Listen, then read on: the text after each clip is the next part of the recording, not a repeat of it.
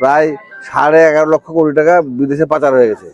দিয়ে দেশের টাকা দেশে না রাখার কারণে দেশের মানুষের রাজকোষাগার একেবারে শূন্য হয়ে গেছে।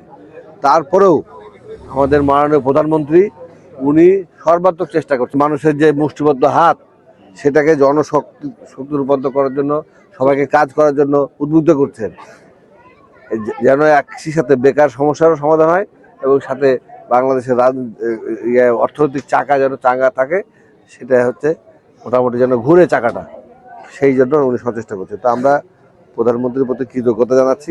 আমরা বলেছিলাম স্কুল কলেজ রাস্তাঘাট অবকাঠামো উন্নয়ন করব। আমরা বলেছিলাম যে আমরা ফ্যামিলি কার্ড দিব, কৃষকদেরকে কৃষি কার্ড দেব, আমরা হচ্ছে স্বাস্থ্যসেবা নিশ্চিত করব, আমরা হচ্ছে ওই বেকার সমস্যার সমাধান করব। আমরা এই সমস্ত বার্তা নিয়ে কিন্তু আপনাদের কাছে এসেছি।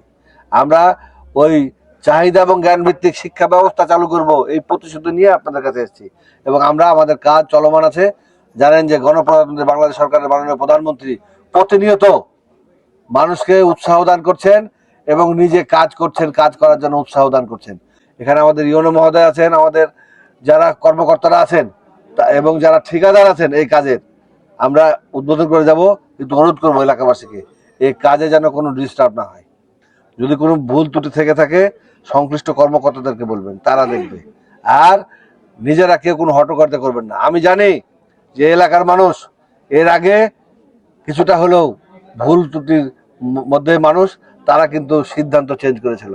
তারা বলছিল কি, এই মনে করেন যে আপনি আওয়ামী লীগ করেন, এই মনে করেন যে আপনাকে ফর্মটা দিলাম, এই মনে করেন আপনি ফিল আপ করলেন, আর এই মনে করেন যে এখন থেকে অমুক পার্টির নেতা হয়ে গেলেন, আপনাকে আর পুলিশ ধরবে না।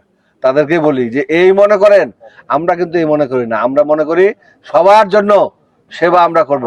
আমরা এখানে দল মত নির্বিশেষে সবার জন্য আমরা ফ্যামিলি কার্ড দিব, সবার জন্য আমরা কৃষক কার্ড দিব, সবার জন্য আমরা রাস্তাঘাট করব, সবার জন্য আমরা স্কুল কলেজ করব, সবার জন্য আমরা স্বাস্থ্যসেবা নিশ্চিত করব।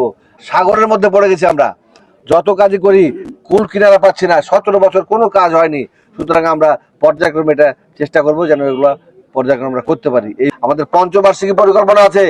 এই বছরে অর্থ বরাদ্দ আছে শিক্ষাক্ষেত্রে 2%, আগামী বছর হবে 30%, তারপরের বছর হবে 4%। এইভাবে আমাদের 5% পর্যন্ত শিক্ষা ব্যবস্থাকে করা আছে।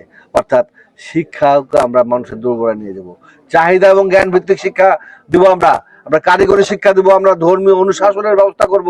আমরা ওই নারী জাগরণের প্রতীক, যেমন আমাদের বেগম রোকেয়া, আমাদের এই অঞ্চলে ইলামিত্রকে অনেকে বলে, আমরা জানি যে সব কিছুকে ছাপিয়ে এখন নারী জাগরণের প্রতীক হচ্ছে আমাদের দেশনেত্রী, সাবেক 3 বারের প্রধানমন্ত্রী, আমাদের mother of democracy Begum Khaleda Zia.